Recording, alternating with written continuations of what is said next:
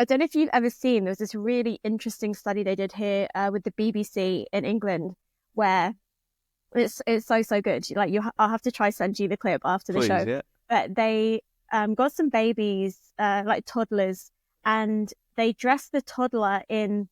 I don't know why they did this, but actually, but they dressed the toddler in the wrong gender typical clothes. So they had a Uh-huh. baby boy. They put him in a pink dress, and then they brought in participants for the study who didn't. I think they didn't know everything. They just knew it was something about playing with children. So they would come in and they saw this baby in the pink dress, and it was really interesting. Like 9 out of 10 participants were giving this baby the doll. There was like a toy box of toys, and they were giving them the doll. They were, I think it was like some other a play kettle or something, and they were the teddy, the soft teddy. And then they did the same experiment where they put a baby girl in blue clothes, and then when the participants came in, they were giving them the engineering style toys, like the building blocks and making the Mm. rocket fly around. And it was so interesting. At the end, they reveal that the babies were in the wrong clothes, and that actually they had these stereotypical biases because they had given them different selections of toys. It was Mm. so interesting. And I think that even though we try and say we're not worried about stereotypes, everyone can play with everything, anyone can wear anything, maybe for some of us, because of how we've brought up, we do have some of those ingrained biases that, we lean towards. But yeah, there was definitely something there in how we treated the children.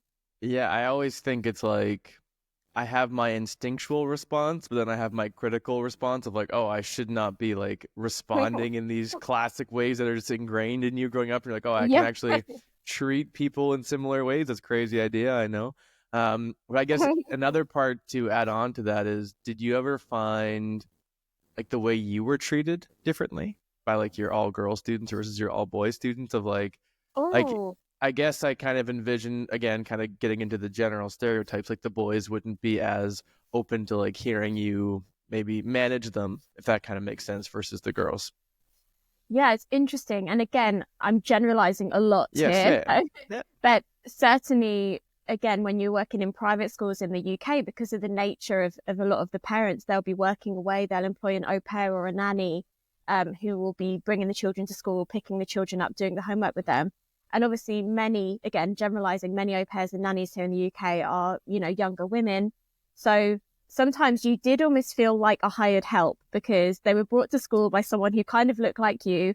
You looked after them all day, and then they were picked up by the nanny. And that was actually the biggest challenge, I would say. You almost felt like for some parents and carers, because they pay the fees in those schools, you do sometimes feel like the customer is always right. Whereas in mainstream Yeah, schools where yeah. there's no fee paying, you feel like maybe it's more of a partnership. Again, I've had amazing parents in all schools I've worked Yeah, at. yeah. There's certainly something in there where money's involved. Education becomes a transaction, it becomes a product instead of a process. And that's a really interesting dynamic. Mr. Clark After Dark is brought to you by Luxy. That's Luxy. Luxy is the standard for modern dating as it gives you a greater understanding of a potential match's intentions and background before you make your move. Swiping endlessly on other dating apps can be exhausting and often leaves you with only the leftovers in your dating pool.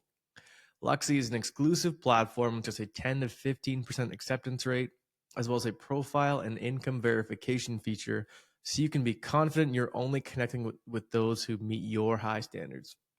Their community guidelines emphasize safety, trust, and quality by strictly prohibiting scams, explicit content, and harassment. 2025 is your year to stop settling. With Luxy, there is no luck involved, just real connections with people who truly match what it is you are looking for. Download the Luxy app today to see if you qualify for a better chance of finding the right person for you. And now, back to the show.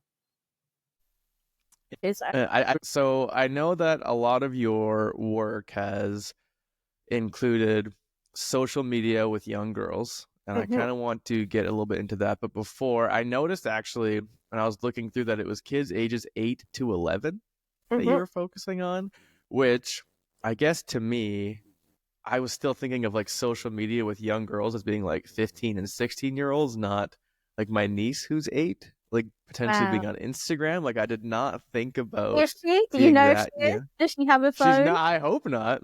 I had social media without telling my parents when it first came out, so I'm sure that maybe there's a way to get around it, which is kind of scary. But I guess a bit of a preamble.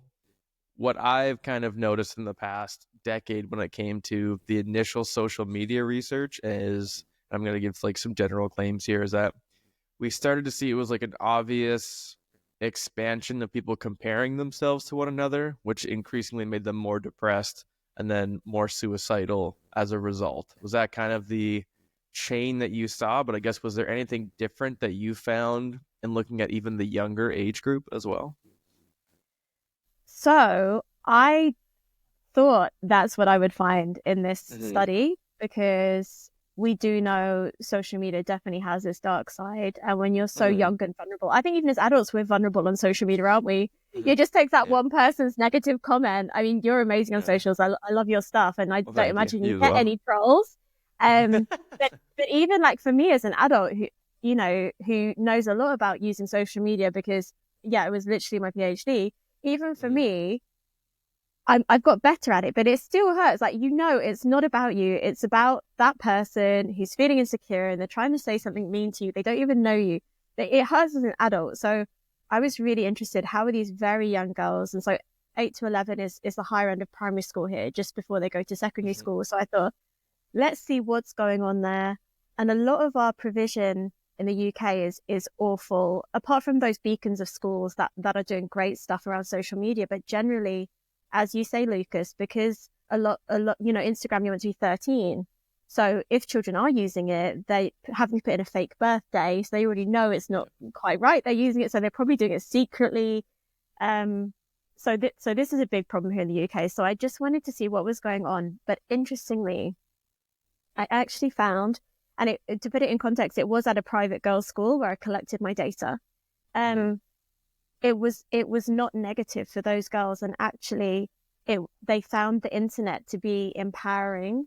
They found the internet to give them connection in what they felt was a very isolated landscape, because again, many of them were brought by an au pair, go to school, go to clubs, go home.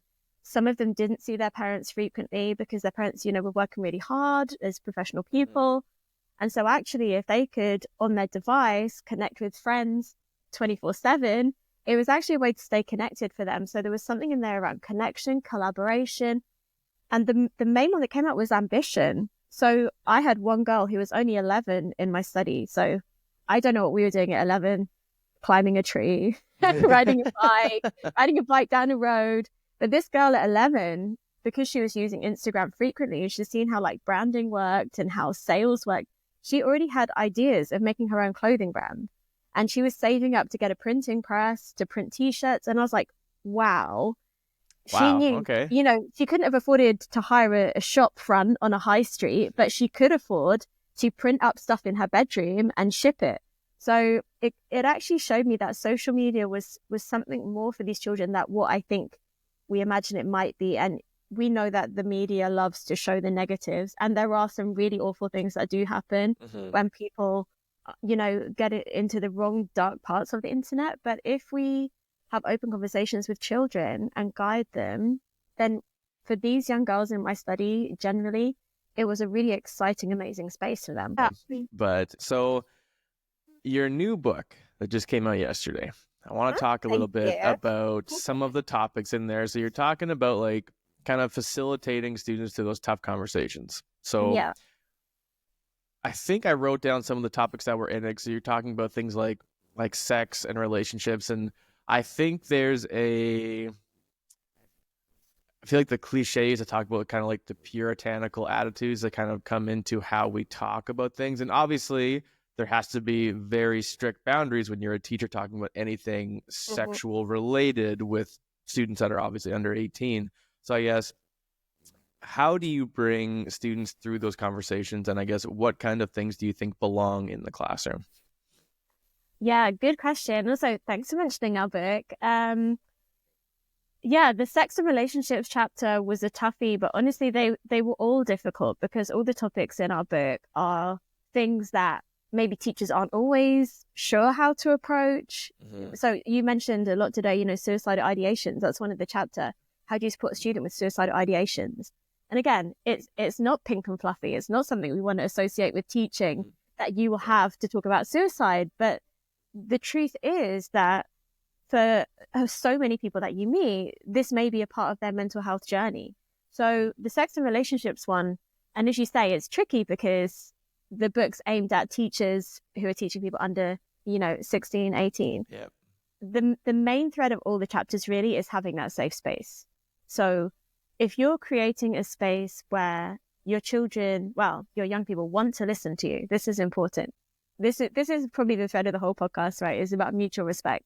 So if you're creating a space where they want to listen to you and they trust you and they're happy to speak up, that's the main thing. So for any complex issue, if you're creating a space of communication, and that's you'll see now why I love social media, because it gives you a different space to communicate in. This will give you the platform to talk about anything. And again, we might think, why are we talking about that when the children might not be in a sexual relationship themselves? But they've probably been around it. They've probably been growing up. They might have seen their parent or carer. We've all had someone walk in at some point, I'm sure. Walk into the bedroom or seen something on TV, or they've seen something on social media. So we can't think that children have not any, knowledge of sex and relationships, because even if they haven't been in one themselves, they may have seen something or been told something by a peer. I remember, I don't know, maybe that's off limits to say, but I remember being 11. So I told you I went to a girls' school, went into a secondary school with the boys, and someone asked me, have you ever done such and such, which was like a lewd sexual thing. And I didn't even know what it was. And I went, yeah, I think so. And I didn't even know what it was.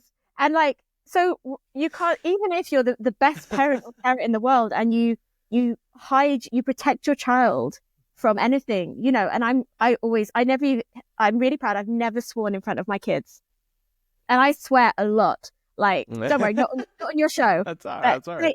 If I'm out with my friends, or if it's just me and my husband, and I will swear, I have absolute guttermouth, but I have never sworn in front of my children. Even if, when you're driving and you accidentally miss the turn off, I'll be like, oh, flip. I would never, ever, ever, ever. So even though you protect your children, you still never know what someone's going to say in the playground, what they're going to see on a screen. So the sex and relationships one is an interesting one, because I think if we avoid talking about these conversations and these topics, we're doing young people a disservice, aren't we? Because at some point they are going to see something, they're going to learn about something. And if they're not sure what it is, that's when it's going to be upsetting for them and distressing. We need to help in an age appropriate way talk about some of these big scary topics with young people. Awesome. So I have a couple of things on that. So I'm thinking it's almost like the 2016 to 2020 era was like the rise of social media and the fear of insecurity and anxiety and depression. And it almost seems that post 2020, again, my wife and I have been together for almost a decade now. So I haven't had any Pardon? Congratulations. Well, thank you. And but it almost seems like that's gone into the dating app world now, where that's kind of the thing we don't really talk about. We kind of figured out the problems with social media, but now it's how do you teach students about relationships that aren't started with one decision with your finger? How do you make it not seem that small? So I guess two things. How do you kind of create that? How do you create that space where those conversations are able to be had properly, in a safe space, like you mentioned? What does that conversation look like when that safe space hasn't been created? And what are the things, obviously without getting too specific, about sex and relationships that should almost be more a part of the healthier, normal discussion at that level? Yeah. Oh, there's a lot to unpack there. Yeah. I guess 9 questions at you there, but it's good. It's good. I'll try to remember. How we create a safe space for our young people. I think the top thing is showing that you're a real person, and showing that you respect them as a real person, because the teachers, you've already said you didn't have the best school experience. Those teachers who didn't even learn your name, or the teachers who get your name wrong. For me, that's an instant red flag. You don't even know me. I remember once a teacher sent home a school report that they obviously didn't know me at all. They were like, "Oh yeah, she loves sport." I was like, "No." Like they don't even know. They don't even know me. So I think the first thing is about entering into your classroom as a mutual partner, showing that you're human. So again, we see a big problem in the UK. Our whole education system is based on Victorian values.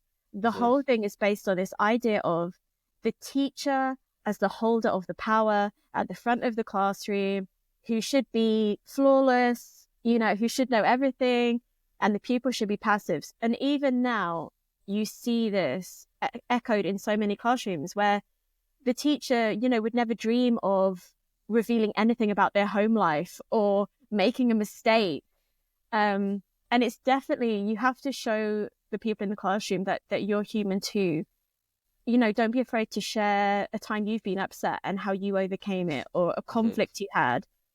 And this I think opens the communication, because they see that you understand. If you're relatable, then they can relate to you. So there needs to be something there. Again, no oversharing. We don't want to overshare with the children, but just showing that you're a human. And not sharing details, but lessons, I think, is the big thing. Yeah. It's definitely just about putting yourselves on the same playing field. And so I guess, how would you respond to that teacher who gets your name wrong and says you like sport, and they try to talk to you about like relationships? Like, I guess, how are you viewing that teacher that you don't really have a connection with when you're trying to get into that territory?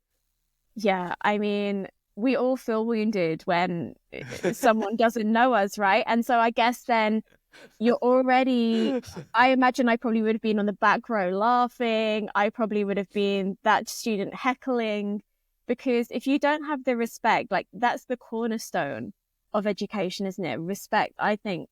So if they don't have respect for me, why would I have respect for them? And something is a hilarious word there. Yeah, so something is definitely lost if you don't have that mutual respect. If you don't take time to build it as well, we have to appreciate respect has to be earned, trust has to be earned in the classroom. And you've got to just put in time to get to know your children, know your young people or adults, and I teach adults, put in time to get to know them and care about them. And then they're going to care about you and what you're saying.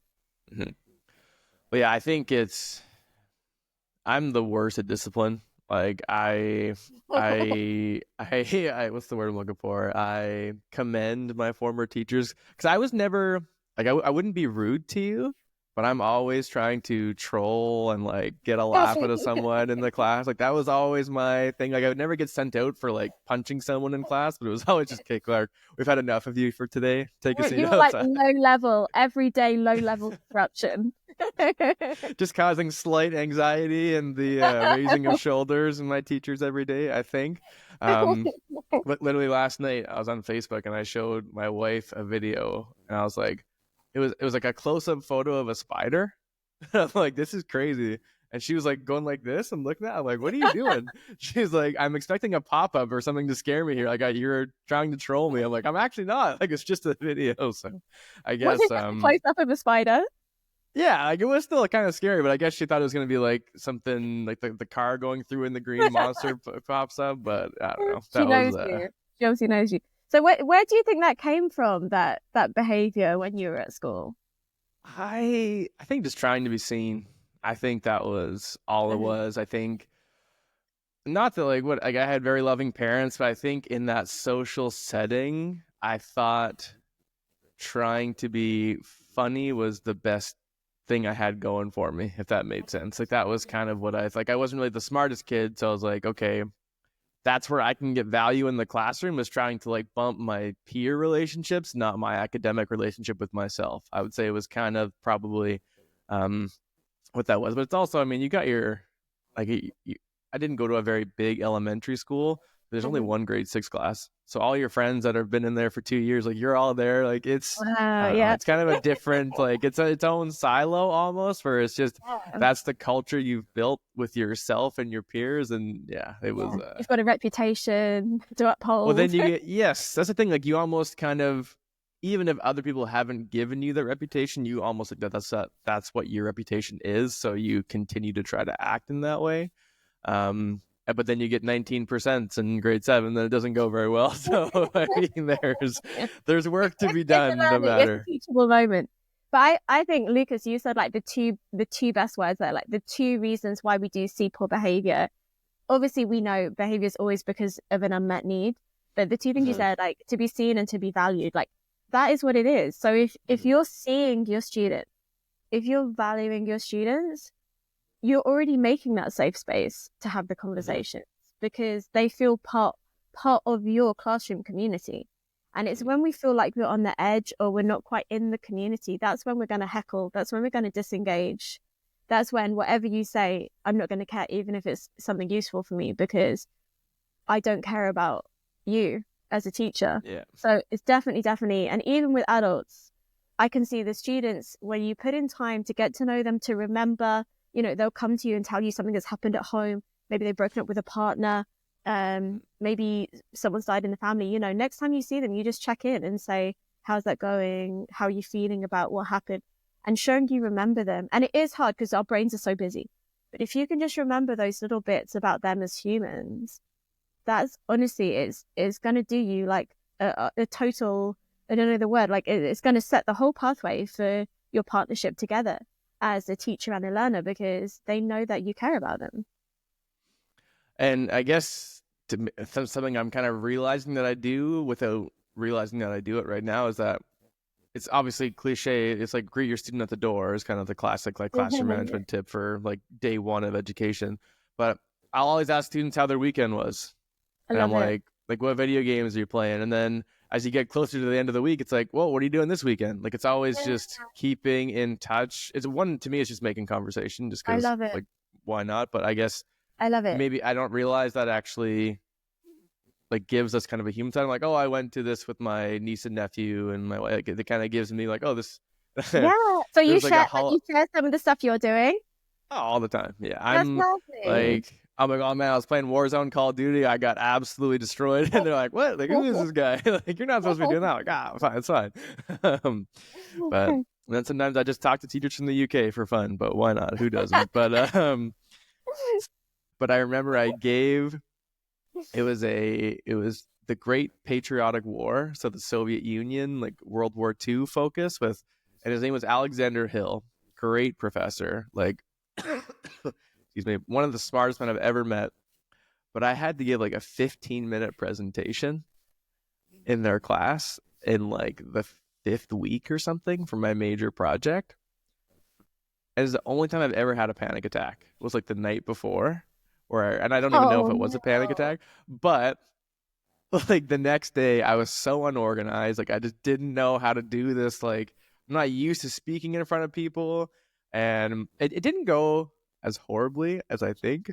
But as soon as it was done, I was like, I need to go for a walk. Like they did a break anyway, but apparently when I left the room, he said to the rest of the class, he was like, I think Lucas is glad that's over.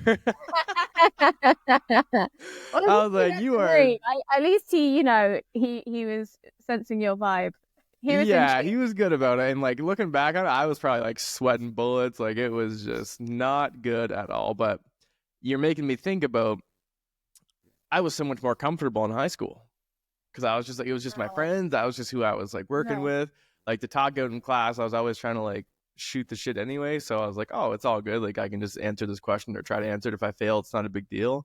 But now the stakes are so much higher. So I guess how do you do any like preparation for your students to kind of prepare for those stakes at all? Yeah. Like how do you prepare them for that? It's so hard. And I think what's amazing in your story is, and a lot of people say to me, are people more anxious now than ever? Because it seems that way. Are we just better at talking about it? Some people challenge that we talk about it too much. It makes people more anxious. Like the amazing thing from your story is, although you felt, so distressed about doing the presentation, you still went in there and you nailed it. You did it. I don't know if you nailed it, but you did it. You did I got like a B+ on it. So I was like, that's good. You nailed it. Okay, you nailed it. But I think part of the problem is those students who then become so worried and so anxious that they don't show up. So I'll see students who probably felt the same as you. They're human like you, they felt the same as you, but something in them stops them. And I think part of the problem is, you know, we need to normalize anxiety as something we all feel, but it's so difficult because it's so subjective, and there's no way you can show how you feel when you're anxious and judge if it's the same. But I've had students who, you know, they message me 9 o'clock in the morning and say, Poppy, I just feel so anxious. I can't come to campus. And then I'll say to them, you know, but you want to be a teacher. If you're too anxious to come, you know, with a coffee and sit in a lecture theatre, you know, where you've not got to do anything, how are you going to stand in front of a class of 30 young people who are bringing their trauma and baggage and needs? And so I do give a bit of that tough love, because I think some people think teaching is just an easy pathway. And I do try and say, do you know what? If you think uni is hard, if you think being a university student is hard, maybe teaching isn't for you. But it is really hard. And anxiety is very real. But I think it's about normalizing what we can handle, and how, as you say, you know, you obviously developed some strategies, breathing or whatever you did to go in there, perform for Professor Hill. That's what we need to normalize, is talking about it, naming it, and then getting through it instead of withdrawing from it. And so even with adults is very much just about that, trying to give them the skills. And so the ways we prepare, for example, most of my students hate, if I say we're going to do a group presentation, they probably felt like you, because there's so much going on. You've got to talk to other people. You've got to work with other people. You've got to communicate. You know, it's much harder than just on your own. So we'll do things like, the first time, maybe they'll do something in groups online. So it takes away, you know, the human element of being in the room. They just have to post on a discussion board or something. Or we'll do, instead of presenting in a room, the first time in the semester, you are going to record it, and you just submit the audio recording, or you narrate a PowerPoint. But then once you have those skills and hopefully you see you can do it, then the next time I'm going to want you in front of the class and talking. So you try to give them baby steps, but at the end of the day, the real world doesn't always give you, you know, that soft transition. And I think we're doing a disservice if we do always give our students those easy ways, but it's so hard and it's so complex, isn't it? Well, yeah, I think the lesson I've learned from them, because I remember I had my PowerPoint made, but I think I probably had like 90 different facts of things that happened. Oh, I'm like, this is a 10-minute presentation. Like, why do I have 90 things on it? So overachiever. So, well, no, like you're almost, because you're trying to not look stupid, you're trying to put too much into it. So when really I probably could have gotten away with like 5 to really like hammer home and like just get out of your own way and tell the story. Like, that's kind of what I've learned of, especially like with history specifically, in front of a professor and being the youngest one. But I don't really mind I don't mind speaking to like peers and equals, if that makes sense, anymore. But yeah, if I had to go into like speaking in front of professors, I'd probably feel the same feelings again, but who knows? And you know, that'd be totally normal. I try and tell my students, the fact that you're so anxious means that you want it. It means that you care. Yes. So try and just flip that and see it as a positive, you know? And I would just sum that up in just care about each other. And I think too often, particularly at university level, we're so worried about, you know, assessment and metrics and student evaluations, but all of this rides on how well you connect with your students in the first place. When I left my last university, because I just moved universities, I found out who was taking over my job from me, and so they were looking after 2 cohorts of students, and they went, give me a tip, like, how am I gonna take over, you know, your students? And I went, just care about them. Honestly, if you care about them, they'll come to you when they're worried. You know, if you care about them, they'll ask you questions and not feel silly asking you.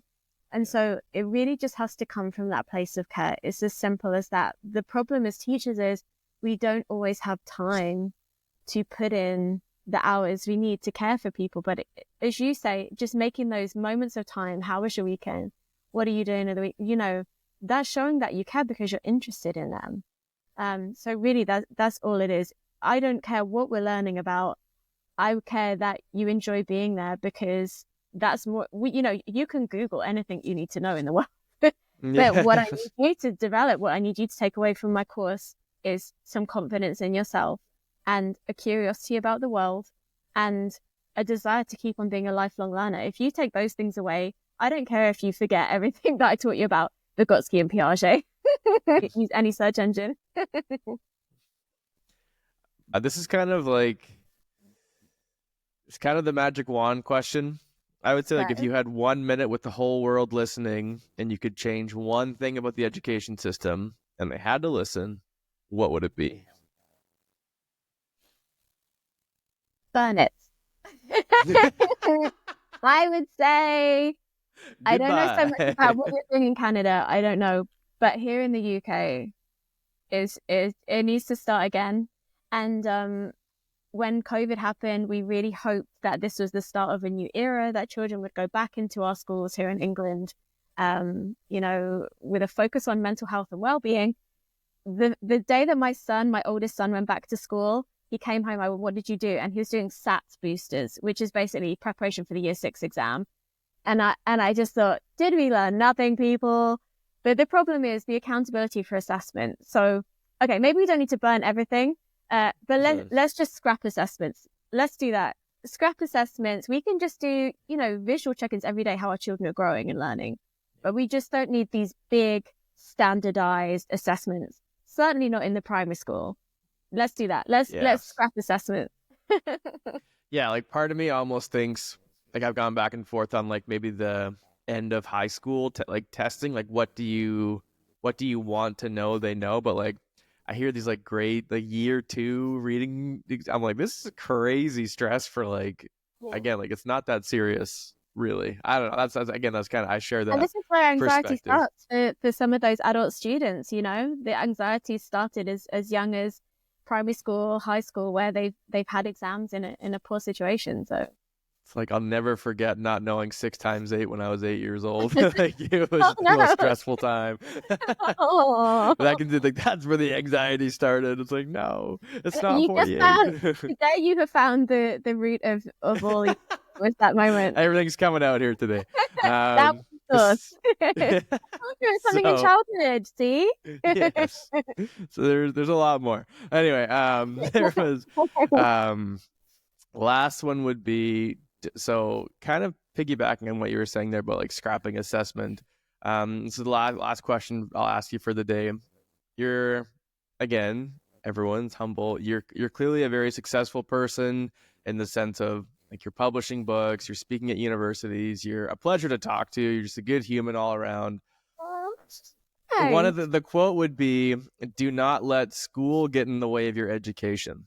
So I guess, what are some of the things that you think you've embodied and or learned that has helped you become successful that you wouldn't have learned in the classroom?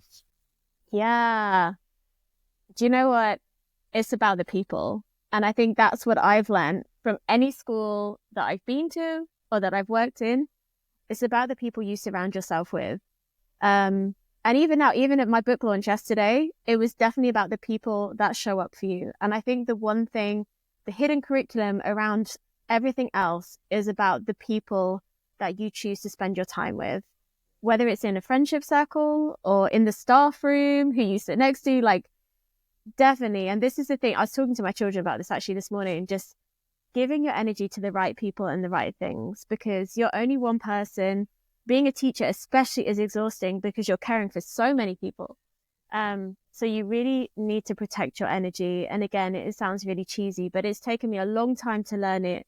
I love cheese. You need to protect your energy and just give it to the right people and the right things. And that's really the thing that I'm learning now as I teach, where to direct that energy. So yeah, I would say if you learn, spend time with good people and you'll learn good things and you'll learn good behaviors and how to look after each other. It's particularly, important when you haven't always had that in your own home setting. So there's definitely something there, like learn just how to be a good person and a good friend, have a healthy relationship with yourself. That's the main thing. And if you spend time with the right people, you will be your authentic self as well. That's how you know. If you're being you, you're with your right tribe. Love it. Beautiful. Dr. Poppy Gibson, thank you so much for coming on today. It's been a pleasure. Thank you. From London to Canada. Yes, across the pond. Yay. Okay.